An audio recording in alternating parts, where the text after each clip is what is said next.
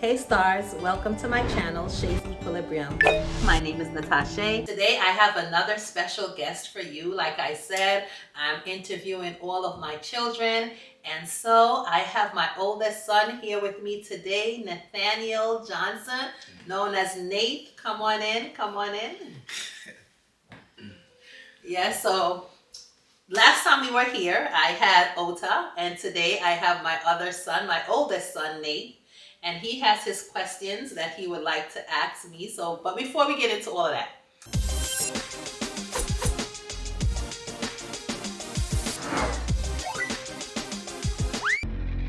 I want him to tell you guys a little bit about himself. So, go ahead, Nate. Hello, guys. I'm Nathaniel. Stars. Stars. Hello, stars. I'm Nathaniel. 29 years old. You 29? Well, You ain't no. I'm 28. I'm 28. I turned 29 this year. Skipping time.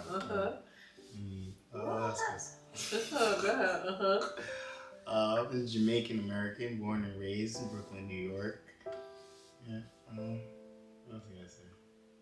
Yeah, that's about it. That's it? All right. So we're just going to jump right in so that everyone can just hear the questions as we're going ahead. So you're going to go ahead and shoot. I want them to have this as a memorabilia that they can hold on, they can look back at it. God forbid that I'm no longer around. Yeah. Her first question is, how did you manage to to get a house at such a young age as an immigrant from Jamaica? Ooh, okay. Now, like before, I have no idea the questions that I'm going to be asked. So here it is. It was a blessing from the Lord. I must say it was a blessing from the Lord. My aunt was able to sell me the house for a really, really excellent price. And based on the low price that it was sold to me for, and I don't even want to say it, but you know, sometimes you tell people about the blessings of the Lord and it goes left, but I wanted to stay right. So it was a blessing from the Lord. The owner of the home gave it to me for a very good price, and it enabled me to build from there. And when it got into trouble, even though it was a low cost back then, it was still a lot of money, and I wasn't making that much. So got into some trouble with the home where we had to refinance, do all of these other things, but God was on our side and we were able to maintain the house. And so that was basically how I got the home. It was a blessing from the Lord. So God used man to bless me. Okay. The second question will it's going to be next. Is, how did you manage to get through school, being a mother, and paying for this home as well, all at the same time, and at a young age as well? Well, with school, I did not go away. I wish I could have gone away, but it was very expensive, and so I took a cheaper route, which was to go to CUNY. So based on me going to CUNY, I actually got paid to go to school. Oh, wow. Yeah, so for undergrad, because I had you at the time, I was able to get financial aid, and everybody looked forward to that tap check, you know, that came with it. And so in undergrad, I was paid to go to school. And so it worked out in my favor. I didn't have the big student loan and the overhead to worry about.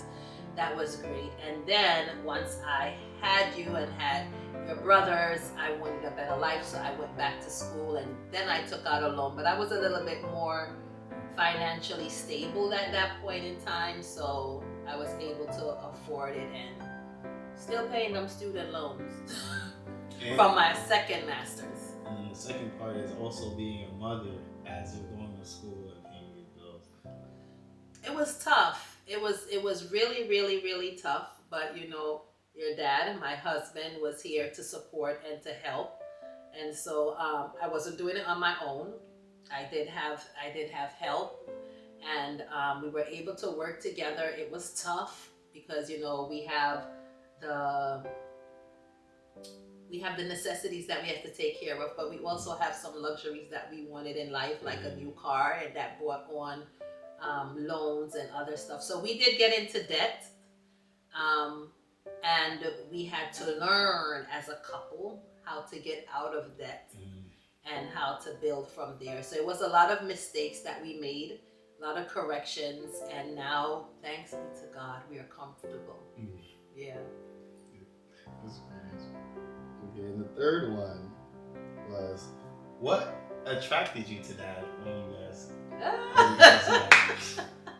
Okay, so we met at Brooklyn College, my undergrad, and actually it wasn't an attraction at first. What happened was, I remember your dad and I had Africana studies together, and he actually was annoyed by me. As a reason why he was annoyed by me is because one day I came to school, I didn't have a babysitter, and so I came to school and I had you with me. Oh, really? Yeah. I don't remember that at all. So I had you in the classroom with me, and he was looking at me and saying, what in the world, this young girl coming to school with a baby in the classroom? So he was a little bit annoyed, like, why would I do that? Couldn't I find someone to take care of you at that point? And I was annoyed with him because every time he came to that Africana study class, he came late. And not only did he come late, but he thought that he belonged in the front of the class, even though he came in late. So he made it his business to move chairs around to position himself in the front of the class when instruction was already going on and he's late. That sounds like that. Yeah, definitely. Yes, it does. And so I was annoyed with him. He was annoyed with me. But I recognized his face when I went to my gym class, and we had a body conditioning class together. And being the polite person that I am, when I saw him, I thought it would be impolite not to say hello, you know. So as I was walking past him, I said hi, and that was all it took. Because after that, he never left. He just click, click, cluck, cluck. Everywhere I go, he was behind me for the entire time. And then he was doing a film, because he was a film and TV radio major, or is that what they call it? Whatever it is, he was that type of a major, and so he was doing a film. And in the film, he needed someone to play a role, and I agreed to play that role. And the role was to play his wife. Oh, wow. Right, and we did it on Brooklyn College campus in that movie, and he filmed it there. And it so happened that when we got married, we took our pictures on Brooklyn College campus. Oh, wow. So it was just like life did a total 360 and came back around from acting to it actually happening in real life. So that's how I met your dad. Yeah. So what attracted you? What changed it from you guys being annoyed at each other to you guys being attracted to each other?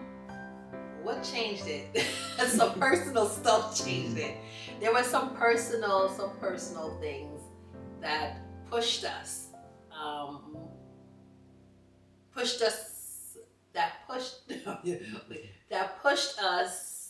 more than we would have been pushed if it wasn't for those personal things. So I don't really want to say all of that. I ain't sure I want to tell y'all stars as yet. I don't know if y'all know me like that as yet. Those who know. But there were some other personal issues because I was, 26 years old when I got married. So I don't think I was necessarily ready for marriage, like I was speaking to Ota when he asked me about getting married at 26, like really to have kids and get married at that age. So I don't think I was necessarily ready, but life happened, and that was the best decision that I think that I could have made at that time, or that I should have made at that time, based on the circumstances. Yeah. Oh. I didn't know a lot of this stuff. I didn't didn't know what to ask that either. You ain't watch my video? No, I didn't. You told me not to watch it. No, I told you to watch it. You said not to watch Ota's videos so I don't ask the same questions. Oh, you said to watch it so I read don't watch it so you don't ask the same questions. How you not gonna watch it so you don't ask? Does that even make sense? Does that even make sense? That. No, true. you were supposed to watch it. And even if you're supposed to be watching all of my videos. Mm-hmm. I saw it. I saw the beginning of it, well, the picture, the thumbnail. Ota was smiling. He had a great smile. Okay. Did you give me a thumbs up at least? I just didn't watch it because I thought you said don't watch it. No. So and while we're on that, make sure that you guys are giving me a thumbs up. That you subscribe to my channel and that you make a comment down there. Make a comment. If I'm saying something you want to know a little bit more, you want to ask me a question, go ahead and ask a question and share this with someone who you think would be interested in conversation with their son. I did see the video where Dad lifted his legs up and he said, well, I pay for premium luxury. So we supposed to be getting food. We supposed to be getting everything. Oh my God. Yes, check out that shorts because that shorts is hilarious. That was actually when we were coming back from the Netherlands. We were going to Paris and that was the train ride from hell. I can tell you. We got on and off the train because your dad, we said we wanted to take the scenic route to get back from the Netherlands to Paris. And so we said, let's take the train. We had our suitcases and your dad paid for first class premium. Right? And in first class premium, you're supposed to get food, you're supposed to get drinks, it's supposed to be comfortable, the server is supposed to come around. Little did we know that the train that he booked, right, was the last train. So there are multiple trains. He thought that on the ticket they were just stops that it was going to make and then people would get off the train. But those were stops we had to make and get off the train. So we had to get off the train 4 times. We got off the train, lug with our suitcases. Then the next train is leaving in 2 minutes. That's downstairs. So we running. Oh my gosh. Then we make it up, and I showed in there the amount of luggages that we had. So imagine running, going downstairs, upstairs with those suitcases. And so each train we went on, your dad thought that was the train for first class premium. But it really wasn't. It was the last train that we went on. It was only the last It was only the last one that was premium. So we were sitting in first class. So that time sleeping. So we were hungry all the way up until... We were hungry all the way up until the last train to take us into Paris. But well, at least you got into Paris in luxury. It was a train ride from hell. Wow. So people, if you're traveling from the Netherlands going into Paris, make sure there is no stops on there. That means you got to get off that train, right? And you don't want to get off the train. Get one ride, non-stop, all the way to Paris. And there was that ride. There was a train that went straight to Paris. But because we wanted the scenic route, we thought we saw a lot. Well, you went to 4 different places. Yes, we did. 4 different cities. But yeah. You got any other questions for me? No, that was the only ones. That was the 3. You come here with 3 questions. I told you at least 5. Oh, you said 5? I said 5 or more. Well, I have another question. Go ahead. If you could move anywhere after you guys finish paying off the house, where would it be? If we could move anywhere, where would I move if I could move anywhere? I'm not even sure. I think that's why we still here. Oh, would you leave New York? Absolutely.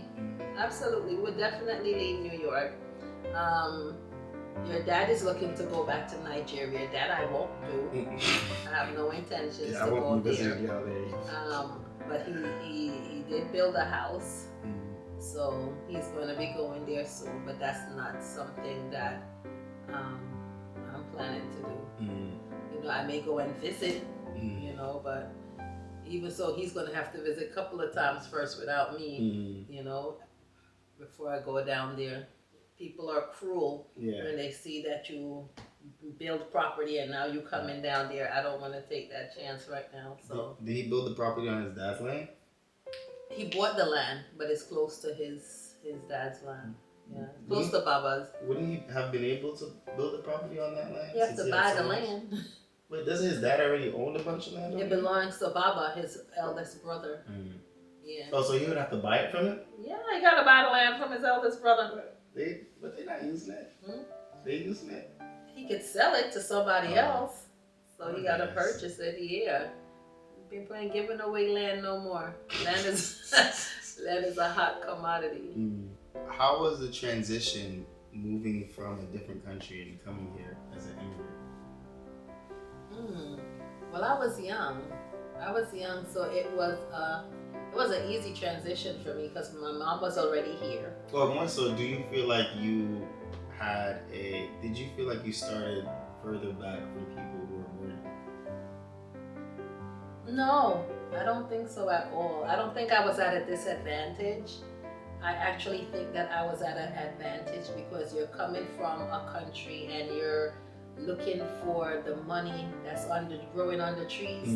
because everybody that came back always came back with all of these things. And when mommy used to send barrels to us, we had all of these things. So when I came here, I was looking for the life of luxury.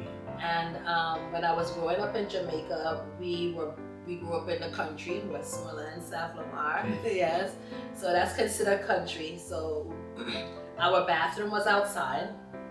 It was cold water. So when I got here, we had a bathroom on the inside, hot and cold water to take, a bathtub that I could lay down in and stretch out, even though I'm not a bath person anymore. But back then, to take bubble baths in the tub, that was just like, what? We felt like we were golden. When we got here from Jamaica, it was winter time. My mom came to the airport and she greeted us with coats. Oh, wow. Already. Yeah, we had coats to wear. Our rooms were set up for us, so it was as if when we got here, everything was already in place. So I didn't struggle.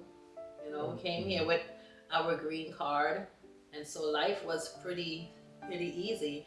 Got enrolled in school, and that's when it became a little bit more challenging because of the accent, my accent that I had. But because I came here around 7 years old, my accent didn't stay very long. It went away. But that was the most challenging part for me, at least. I don't recall, and we used to go back to Jamaica every summer after that. We went back every summer up until the age of 15. So I really didn't miss Jamaica, too much. Kind of came young, went back every summer. So it was pretty good. Nice transition. And how was it? How was it, or how did you feel, or how was the experience when Grandma had left, and how did she tell you guys when she was leaving to come to America? I don't even remember. Really? I don't even remember because I was 3. Oh, I was 3 years old when Mommy left to come here to America. So I really don't remember it happening. I do know pictures that I see pictures, and in the pictures that I saw, I believe that I was crying, or there was tears in my eyes, or it was tears in my mom's eyes. One out of the two. One of us had some tears in the eyes. But that's about it that I can remember. Even when my aunt that I used to stay with, because it's just my dad and we're girls, so he had his family to also join in to take care of us. But I don't even remember too much of being with them when I was young. When I was a little bit older, yeah, but at the age of 3 when my mom left, that part of me I can't remember. Oh. Yeah. Do you remember living in Jamaica? I do. Oh, of course. Those were the best days, yeah. Those were fun days. We used to play Dandy Shandy. Dandy Shandy is when it's something like a dodgeball. We used to play bat and ball, that is like baseball, but instead we used to have a box and you used to run and you try to throw the ball. Instead of trying to touch the base or the person, you used to have to throw the ball to kind of like hit them. So you used to dodge and jump. So many different things that we used to play. Hopscotch. those were just fun time. Even if we didn't have toys, we used anything. So we used to take the sheet and wrap up ourselves with the sheet and hold the sheet really, really tight, and you have to try to pull the person from out of the sheet. So we did so many games, and we had extended family, my cousins, that we went over to their house and stayed there. It was just fun, run around. Everybody knew everyone. My dad, he was working, so he would have the shop. It was Mr. Noty shop that we had downtown on Cook Street, and we would go to Mr. Noty and we could pick up anything we wanted in the store. Chips, candy, soda, everything. We used to just go in there and say, "Beg you want soda, beg you want box drinks, this," and he used to give it to us, and our dad would pay the bill at the end of the week. So yeah, we didn't lack for anything. And although he went to work, our grandpa was there in the yard, and our uncle was down in the back where the garage was, and we knew we weren't running the streets. Mm-hmm. You know, it was either in this yard or next door. That was it. And it was a good life, fun times, yeah. So being that grandma was in America, do you remember the first time you guys really bonded, or the first big moment you guys had? Yeah, I would say when she came to the airport that day, and she came with our coats, you know, in hand. It was like, "Oh, come to New York." And we came in the nighttime, like I was telling Ota, and the lights that we saw. So when we came in, that was bonding. But I also remember the time when we went to the circus. And that was a time when Mommy took us to the circus. So those were bonding times that we had. So, yeah. So would you say that was like your first time meeting grandma? Or since you were too young to remember her leaving? No, because she always wrote letters. She always sent stuff, you know. So it was always, my mommy's in America. My mommy is in America. She, you know, and back then you communicated through letters. You send letters, you send pictures. We send letters, we send pictures. So it was constant, and barrels were coming constantly, you know. So we didn't lack for anything. We knew we had a mom. We knew that we were going to be reunited with our mom. And whenever we got stuff, even when she used to send the barrels, one time she sent some 90s, and they were so pretty to us that we thought they were gowns. So I wore it I was in a play and I was playing Mary, and I wore the gown. And my mother, when she saw the picture, she said, "Jesus Christ, my husband met me down till we are 90. But it was some beautiful nightgowns. But yes, she wasn't there, but she was there. You know, so it wasn't as if we had that void that, you know, she wasn't there, so I didn't know her. It was that she wasn't there, but soon we were going to be with her.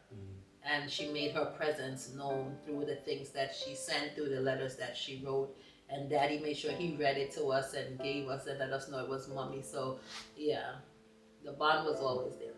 Well, thank you so much, Nathaniel. Come here. Very insightful. Yes, this is my oldest son, who I really appreciate. He is very charismatic, very thoughtful, has a very sweet personality, and he's going to be our future engineer. And I just thank him for coming and for being willing to share this moment on my channel, and hopefully he'll have this to look back on in years to come. So thank you, stars, for coming with us. Thank you for watching, and always remember to like the video. And comment. You guys know that my son don't be watching my videos, right? No. Follow the stars. But yeah, you're good. He said, follow the North Star. Follow the North Star. No. Okay, so we're going to do this again. Yes. You're going to like, subscribe, comment, and share. But you're also going to remember to shine brightly. Shine brightly.